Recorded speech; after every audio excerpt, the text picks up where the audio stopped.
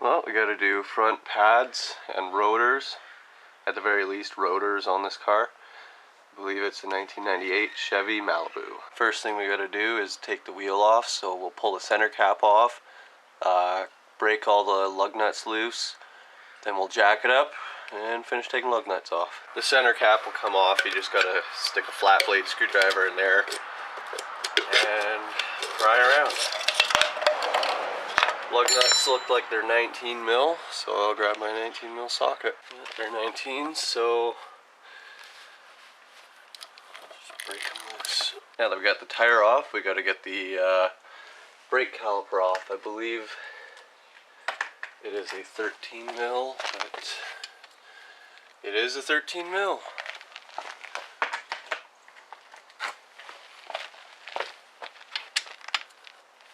Show you guys where they are. The brake caliper bolts, you don't want to touch these ones, so we'll unbolt it from here, and there's one right below it as well, right there. So we'll just crank those two guys off, and then we'll have to set the caliper on something, so I'll drag that cinder block back there and set the caliper on top, because we don't want to stretch out the brake lines or put any more tension on them than there needs to be. Sometimes if the rotor is really worn out, there will be a lip on here. Makes it really fun to get the rotors off, or the calipers off.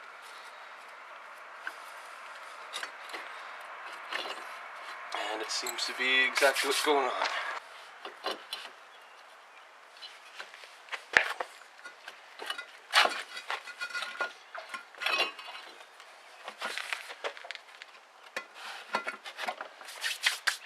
Okay, now with the rotor, or with the caliper out of the way, this thing will just pop right off.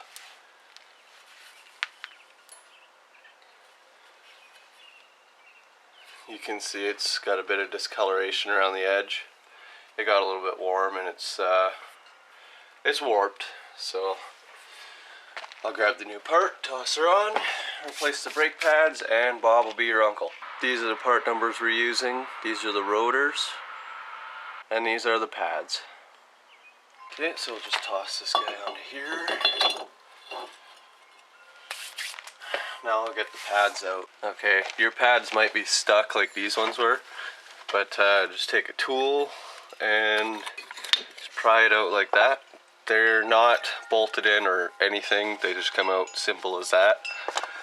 This one is really jammed in here, so I had to pry like crazy to get it out. And apparently I put it in too far again. But they'll come out just like that. This one's got a clip on it that designates the outside. So I'll grab the two new ones now. Okay, so we got our outer pad with the clip on it and our inner pad with no clip.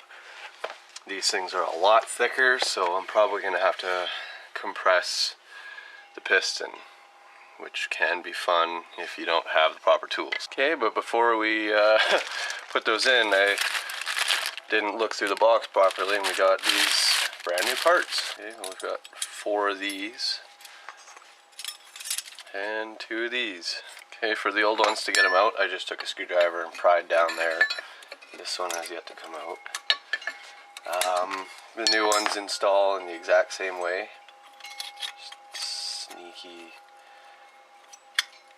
Get it up just like that. Something like that. Okay, so that one goes in first.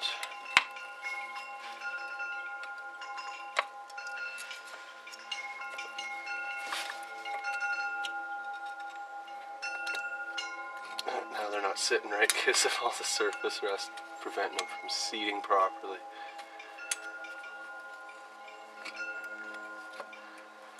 Get in there. Okay.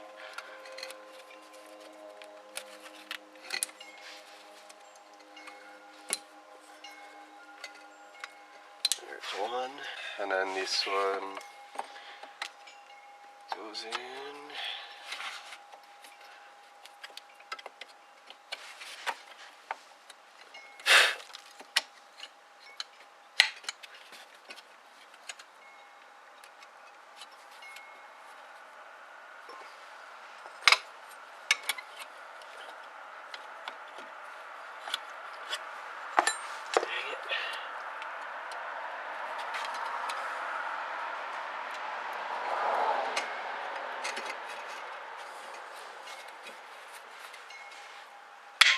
just like that.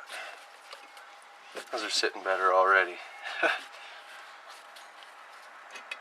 Okay, now I'll try to get it onto the rotor.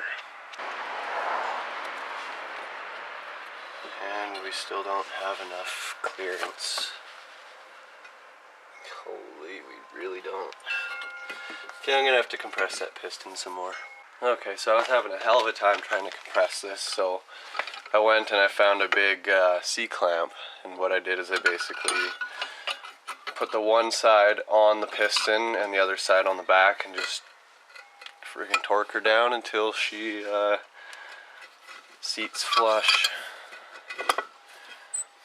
So now, should be good to go. That's a lot better.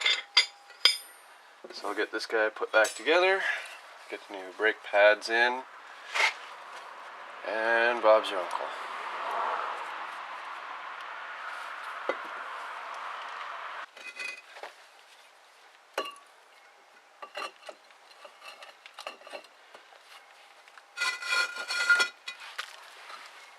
Well, that's definitely enough space.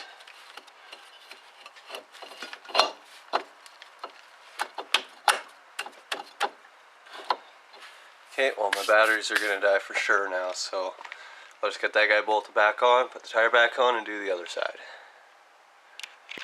You might have to gently massage the friggin' caliper back on, like I had to do.